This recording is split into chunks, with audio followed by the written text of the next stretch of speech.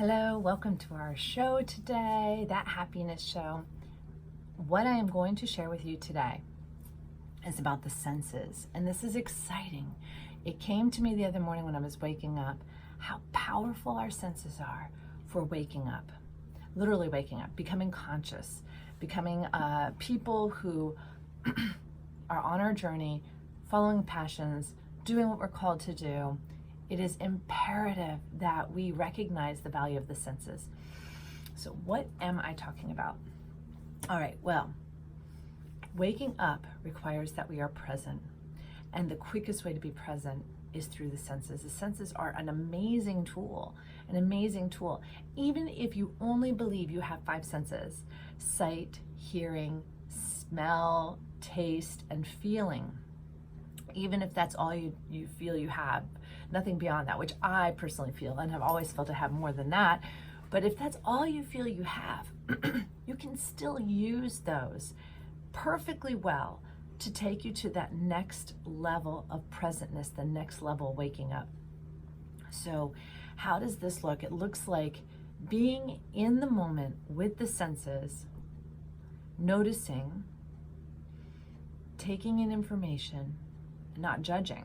Now that's a tricky one because we have been trained to go, ooh, that stinks. Ooh, that's yucky. What if instead of doing that, we just were like, wow, that's what salmon tastes like, or wow, that's what poop smells like.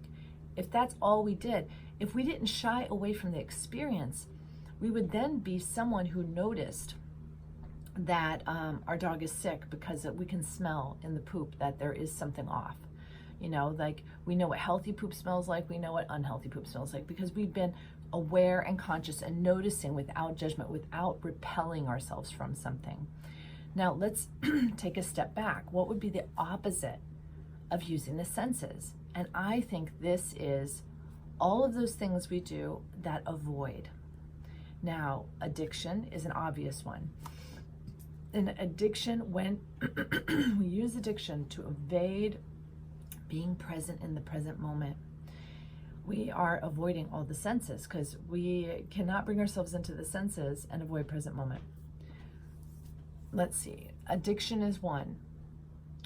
Television, screen time. We think, oh, but I'm using my eyesight. But are you really using your eyesight?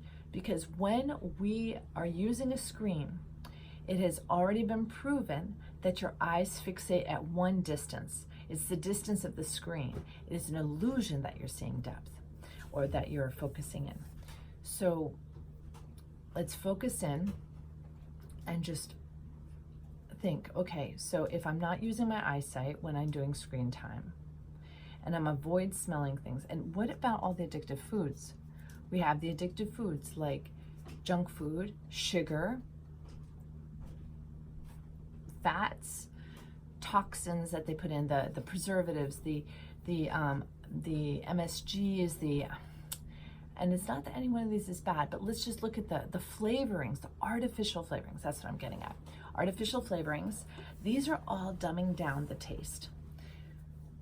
When we dumb down the taste, we're not actually being present to experience. So we are eating out of some sort of escape, some sort of addiction, some sort of evasion of some sort, and the food is just the path there. We're not actually in the moment appreciating, enjoying, and savoring what we're eating. Let's see, what else is there? Well, let's just feel into this idea that we can take our life and enjoy it. And even if something's not enjoyable, just be present for it, to recognize it, to appreciate that we're on earth, we're in this reality. We have the ability to experience it, because these five senses only exist here in this reality. This is an engagement tool to be fully present.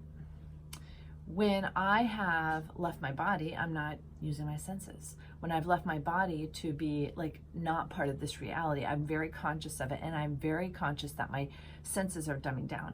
Think of someone who's in a trauma, who's escaping their body because the trauma is just too great to be present for. that person is not feeling, a lot of times is not hearing, they are completely shut down. So if you're in a trauma and you're in survival mode, of course you're going to shut down. There's nothing wrong with that.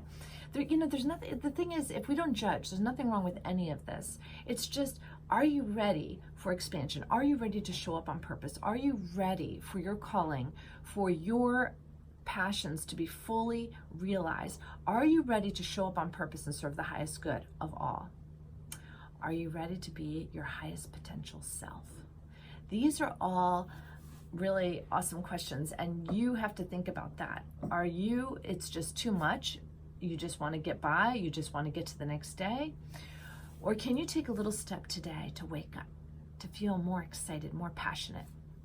Can you take that little step today? And what would that look like if you took that little step? Could it just be not looking at the news while you drink your coffee, so you could really just savor the flavor of it? When was the last time you savored your coffee? Or are you so on autopilot that you just make it and drink it every morning? And there is a programming with that. It's like, oh, I need this coffee to wake up. What if just enjoying being present was enough to wake up? What if that was the original connection with that coffee, was like, wow, this is so good, so delicious? What if you changed your routine just a smidge to see if something new would make it a little more available to be present, make you more available to be present? What would that look like? I am in love with my life. And it doesn't mean it's always fun, and it doesn't mean it's always easy or effortless. It means that I'm willing to show up, look around me, appreciate the world around me, and feel into the next inspired action. And all of this takes sensing, using the senses to feel what is next. And I know I say again and again that the path to waking up is loving yourself unconditionally, and that is so true. However, you can use these senses as an activator for the process. You can use the senses. When I say, what can I do right now? That would be loving myself. What would make me happy right now? I'm reaching into my body and feeling for the inspired action. This means that I'm including the mouth. The mouth is like, is there something that I want? The smell might be like, is there something I want? The hearing, loving ourselves can come in so many ways, and it can be so simple and so inexpensive. It could be a piece of chocolate. It could be flowers. It could be removing that stinky trash next to your desk. It could be giving your dog a wash. It could be music. This is all sensual things. These are sensual things. We are sensual people. We are meant to experience through our senses. And when we shut all that down, the reason for living feels very obscure. So, what can you do, like right now? I don't care if you're in your car, at your office, in bed, at home. What could you do right now? Wiggle your toes if you're in bed. If you're in your car, take a deep breath. What do you smell? What do you see outside your window that is inviting you? Is it a beautiful sky? Is it a stormy cloud? Is it a beautiful color on a car? What is something that you could fully appreciate? Maybe it's the shape of a car. Maybe it's how beautiful your hands look on the steering wheel. Maybe it's your reflection in a mirror. These are all wonderful things. In your office, what could you do right now? Maybe you've been avoiding clearing space on your desk just to feel the openness of that space, just to feel the clarity that comes with that open space. Maybe if you took 2 minutes, it would be done, or 5 or 10. Maybe you would just do that. Maybe you would close your eyes and just expand your sense of hearing. And what are some of the things you would hear? Can you seek out through your ears, solely through your ears, could you seek out one pleasing sound in your environment? Maybe it's the white noise of the air conditioner. Maybe it's someone talking on the phone nearby to a loved one. Maybe it's just the noise of the traffic out the window. The idea that everyone has somewhere to go. How many places is that? So let's come back again, because my goal is to assist you in waking up to be your highest potential self. And I believe that the senses have been undervalued. And what happens when we undervalue the senses? They begin to go. How many people are losing their eyesight or believe they are, when in reality, they've just denied appreciating through the eyes for so long that the eyes seem to have dimmed. You know, there's some saying about that which we don't use, you know, or don't appreciate. So what about hearing? You know, are we complaining all the time about what we don't want to hear? About someone nagging us, or kids whining or crying, or the news? Are we on a program that thinks there's nothing worthwhile to hear out there, and begin to not hear so much? And what about taste? Are we not appreciating our food and losing our ability to taste? Think about how awful a cigarette may taste, and yet people taking in that smoke over their special glorious taste buds again and again. Of course the taste is going to go flat. We're going to lose it because we are neglecting it. We should be enjoying every single thing we put in our mouths. We think that not everything is in our control, what we see, but we do have the control of what we focus on. In the same way we have the control of what we put in our mouths. I'll tell you, I had a tricky moment the other day because I was making my lunch and I was cleaning up around me at the same time. And my puppy, Toulouse, who you see right there in the background, I had fed him lunch. And in all the movement, you know, microtasking, and I'm moving and I'm in my inspired flow. And as I'm moving by his dish, I pick it up and I move it over to the sink, and I'm back at my food, and I'm getting ready to serve myself. And I noticed that there was something wet on my finger. And I was like, wow, I didn't know how I got this food that I was preparing. I you know, there's a big question mark. Like, how did I get this on my finger, you know? Because I didn't think there was a moment. So I licked my finger, and immediately I noticed something wasn't right, because this didn't taste like what I made for myself. And in the moment I noticed that, and I would say I was kind of savoring this thing in my mouth. I wasn't like running to the sink to spit it out, because it was not what I thought it was. I processed it, you know, and it wasn't that much. It was just barely just barely a smudge on my finger. But it took me a minute, and then I realized, oh my God, that was dog food. That was probably on the outside of Toulouse's dish. And when I picked it up, it got on my finger, and I licked it off my finger. But in that moment, I didn't freak out. I was just like, okay. It was what it was. I just had some dog food, and that's okay. I'm going to be okay with it.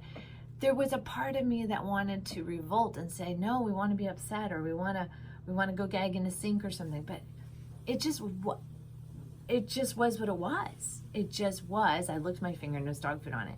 And what that did was tell me, maybe next time I will look at my finger rather than go on autopilot and making assumptions. That's where I took it. I did not take it to, I'm a victim of my dog's dog food, or my dog not licking his bowl properly. I decided there's no reason to go there. I went to the place where it's like, from now on, I'll be more conscious of what I'm putting in my mouth. So I just am really psyched about how powerful this message is, because people, I can remember back in the day when the whole idea of becoming conscious and awakened was out there, and I can remember that the advice I was given, because I was like, how do you wake up? How do you know if you're awake?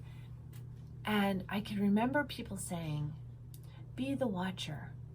And this was such a vague concept. It was just, okay, like, it's like almost like you have to have an out-of-body experience to wake up. But what's coming now to many of us to share with you is this idea that there are these simple tools, that we actually were born with the tools. We were born with the tools that will take us in the direction to wake up. We were born with the tools that will actually assist us in waking up.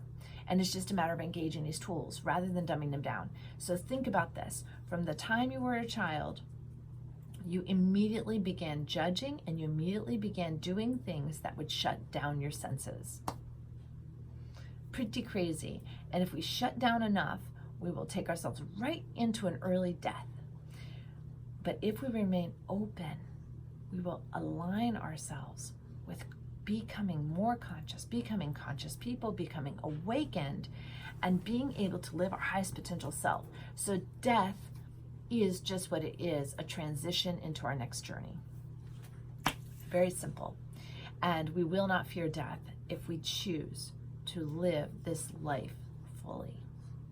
Present, conscious. We will not die with a single regret.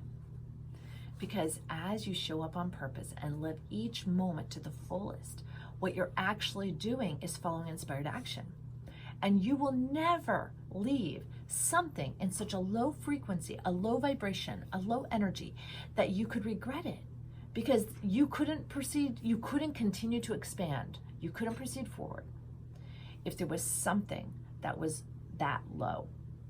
You will receive the inspired action to apologize, to heal a relationship, to release old money issues, to clean your basement, to appreciate other people. You will have the inspired action to do these things, to write the book you were meant to write. I mean, that could be a regret for many people that they did not tell their story, that they did not write that, that beautiful book that they'd been dreaming about writing all these years.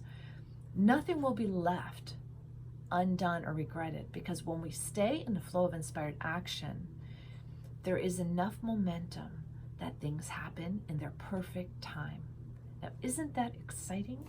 Isn't it wonderful to think that if all you did was show up on purpose and be present, that everything you want is going to come? And that's exactly what is going to happen. Now, when people were told meditation was a tool for awakening, or for maybe becoming present, a lot of people dived into meditation.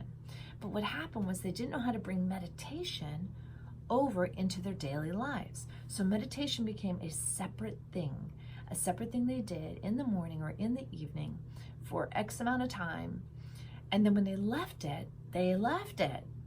They did not bring that same mentality. Now, for many people, it did naturally drift over. The momentum carried over. But without the tools to engage mindfulness on purpose in your daily life, it's very easy to forget and go into the old momentums. The programming that these bodies carry is really strong. So if you do not become aware of the programming that you've conditioned this body with, you will continue to run the programs. So we have to upgrade daily, we have to upgrade these computers. Think about it. We have the most complex computers. They are our bodies, and they deserve to be maintained, upgraded, all these beautiful things. And not only do we maintenance and upgrade them, but we engage those upgrades. You can upgrade your phone till the cows come home, but if you do not use the upgrades that you've put on your phone, what good are they? What good are they? Tools that will make your life easier. So this is something we do with our bodies. Not only do our bodies get natural upgrades through the systems and matrix that we live within, but also we can upgrade. We can read books about all sorts of stuff, self-healing, art, music. What upgrade are you giving your body? This is the idea that if we are always learning, we are creating healthy brain cells, we're generating new. So what are you learning? Learning is the fastest way to engage upgrades. So what are you doing right now to engage those upgrades for you? All right, well, this has been great. I love having you all come to my podcast and share this time with me. If you would like to learn more, go further, or ask a question, please feel free to call me. My number is 732-317-1147. My cell is 401-699-6142. Please feel free to call. It's really amazing to receive the questions that I get, because the questions I get, they open the doors for more information. I love learning the new through simple questions that I would have never asked myself. So to get those questions is powerful. And if it is a possibility that you would want to do a session for the podcast, an interview, show up to be interviewed, that would be awesome too. I would love it. Feel free to call me. All right, have a great day, and I will see you again soon. Bye.